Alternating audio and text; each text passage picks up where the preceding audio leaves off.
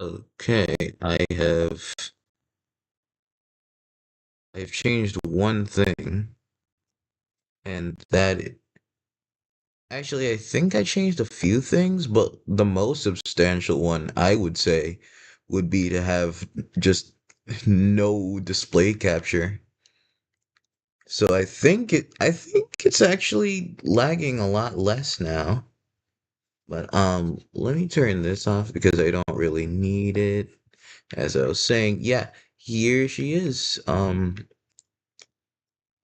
like I was saying in the first few streams, her eyes move like this with the right stick, and same for her pet little flying lizard. When you move up and down, she bounces up and down. Pause. Uh, anyways, as I was saying, uh, moving the left stick left and right moves her pet lizard up and down, so you can have a bit of sync action without them being like directly connected in sync, because then it would feel kind of robotic. But if you have it so like if you spin the joystick, they start. That's much better, I would say. And let me see if anybody will be in the chat this time. Chances are probably not. I am curious though. Oh, I should I should let wait and let it load. Otherwise it'll blow up like a bomb. And that's the last thing we want. Um did the VTuber stop moving? Okay, there we go. It just it just had to take a sec to load the chat. And now here we are, here we go. Yeah, originally she was gonna be like this messy yellow, but then I was like, let me turn it to a cooler color. And at first I was trying to avoid the color pink, just in the sense that there are there are a few VTubers I can think of that already don the pink aesthetic. And in this one she was gonna have like this little yellow translucent sort of dress kind of thing over her bodysuit, but then it couldn't really work in the sense that one, it had too many layers added on Ibis Paint. Two, because it was translucent layers, it was gonna have a bit of bleeding. It's hard to explain without being able to show you. I should give you the time lapse of just how long it took to make this model. Just like drawing it. Anyway, but yeah, at the end of the day, I just decided not to use the yellow or the dress at all. But yeah, I actually like how she turned out. But I didn't finish explaining why she's like pink or how she got pink. Basically, yeah, so she started out this messy I think the term that they use for it is like dirty blonde or something. I think I used to know a few dirty blondes, if you know what I'm saying. Catch my drift. However, that's besides the point. Point is, she had this messy sort of blonde color. It was kind of akin to, I wouldn't, imagine like the yellow that you get with a sponge after you've used it for a long, long time. Like to the point where it's like you can see it breaking. You can see it kind of breaking. It's that kind of yellow color. But yeah, she was that color and I was like, I can do better than this. There's some way to get it better. So what I did was I put on a new layer on one piece of her yellowness, and then I filled in the layer with a mask. A mask that the mask was purple. And then I went to the what's it called? The blending effects. So it would take the purple on top of the yellow, and instead of just having the whole mask be purple, it would blend it in a weird way to make it this pink and white kind of scheme, which looks way better than what we originally started out with. And that's how she came to be. The rest is history, I guess. Well, can we really say the rest is history when she was not even born a full 2 days ago? I don't think we can. But hey, it happens. Um, yeah.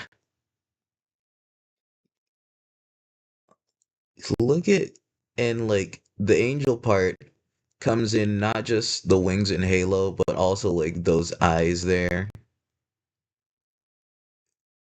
Uh, I didn't feel like having the eyes all be separate and different, so I had all of them just be two layers, all four eyes on one layer, all four irises on another, which is why they move so robotically, kinda. But hey, uh, a few shortcuts, a few corners being cut never hurt anybody, am I right? Unless you're building something. When you're building something, cutting a few corners will get somebody hurt because if you don't build something in a sound manner, then the person who you're building that for is screwed. Like stairs, for example. Stairs are supposed to be sound and rigid, but if they creak that much and you can see like the railing just being loose, then that's an issue. Jeez, I'm peas. But yeah, her wings flap a little bit, and then she has you know um that. We even got the lizard looking. Man, if I tell you what, the rigging part of this was actually pretty fun, all things considered. One thing's for sure, it wouldn't have been fun if I made like all the individual fingers on their own layer and like the finger joints as well, so like they would actually move a bit. Ugh, that would have been terrible. I tell you what I should have done.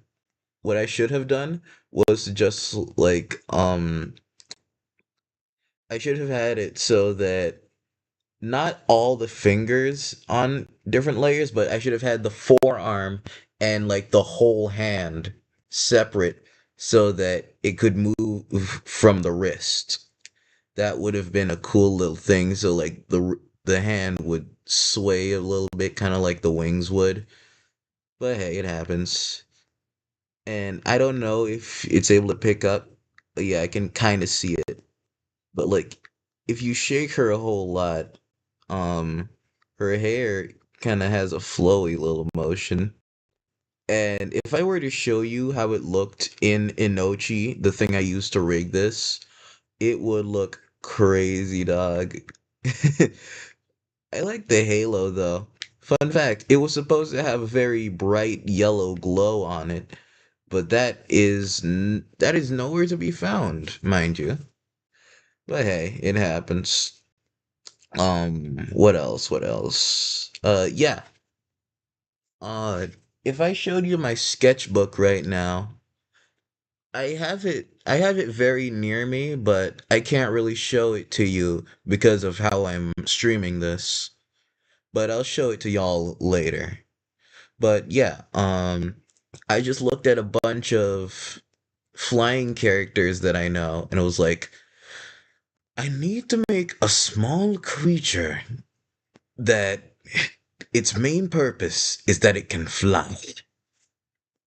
I looked at Kirby, Jigglypuff, a few Pokemon like Gligar and Hoppip. I even looked at Rayman, dog. And then I looked at objects like kites and um uh like parasols and paper airplanes even. And then what else did I do? Yeah, I also looked at manta rays as well. I will say one thing, birds were birds were kind of just a little bit off limits. Actually, that's not true at all. What am I saying? I definitely included a bird in the on the sketch page, but I didn't really draw much inspiration from it because I wanted a unique flying creature that wasn't a bird because you can there are so many fictional flying creatures that's just bird with a few cool accessories with an aesthetic on it. And I didn't want to have that. I wanted to have something that was more. So I pulled from the previously mentioned concepts and then came up with this little lizard. Yeah, he I like how he turned out, despite him looking like never mind. I'm not gonna say that because then I'm gonna go down a whole rant and a rabbit hole, and I don't feel like doing that. But yeah, this little guy, his tail is ribbed with like how do I describe it? It's oh yeah, I also took inspiration from like flying squirrels as well, which is why he has like the kind of patagium type of thing connecting his arms to his legs. Those kind of act like. Have you ever seen like a wingsuit base jumper? I think they're called the kind of wingsuit guys. It's kind of based on that as well. And then he has these weird little orbs, these little ball things. Those are there because I just wanted to add something that had it just a little bit more design flair. So I added some weird little feeler ball things. They're kind of like the lures on an anglerfish, really. I guess you can use them to lure in prey, but how would that work? Maybe they would extend, maybe he would just like lay down and extend them outwards, and then he just lies and waits. He's kind of like an yeah, like I said, kind of like an angler, but also like an Iranian spider tail, which is a type of snake that looks, its tail looks like a spider, which is how it catches birds. It just lays its feelers out, its little lures, and then when something just like bites onto it, it retracts it and drags it in, leaving it as a free meal, I guess. It's kind of like DoorDash. I I doubt any of y'all have watched the Pars video about the Iranian spider tail, but yeah, it's kind of like that with his feeler lures. And let's not forget the big giant frills on the sides of his head. It's kind of like a what's that one lizard that has those frills? I think it's called a basilisk. Yeah, I think that's pretty cool too. Uh, What else? What else? Yeah, I didn't finish talking about the tail, but there are also this species of snake, another snake mentioned, but yeah, there's a species of snake that kind of it just leaps from a tree and it flans out its rib cage to just like act as a sort of frisbee to swim through the air and kind of glide and control its descent. It kind of reminds you of that in the sense that yeah, normally the tail would be more closed, but it's like all the way open, which is how it's kind of like a rudder.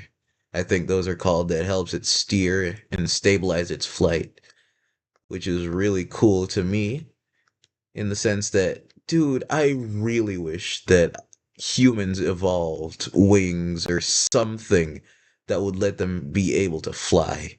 But here we are, flightless. Flightless as penguins, dog. Dude, even chickens, things that evolved from T Rexes, flightless, mind you, can fly. Chickens fly better than us, which sucks, man. That honestly blows. Most things can't suck and blow at the same time, but you know how that is. You know what I'm saying? Yeah.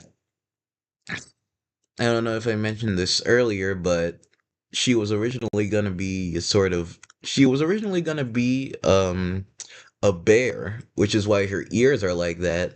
But then I was like, no, I'm not really feeling the bear vibe. Bear angel, nah. So I went for a different approach, and then I added the tail. I was like, what animal has like roundish ears and is cuter than a bear, I guess? And I found ferrets because I sure wasn't gonna do a raccoon. I mean, if you think about it, a ferret is just a raccoon noodle, a raccoodle, which is why she has that darkness around her eyes, which, yeah, that's there. And then the tail.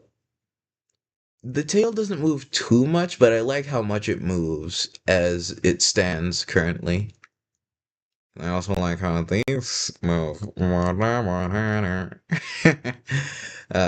Yeah, and that's basically just the breakdown of this here VTuber. Um, I wonder how the stream will look once I open it on YouTube. But she's looking down at the stop streaming button, and I will click it now. See you later.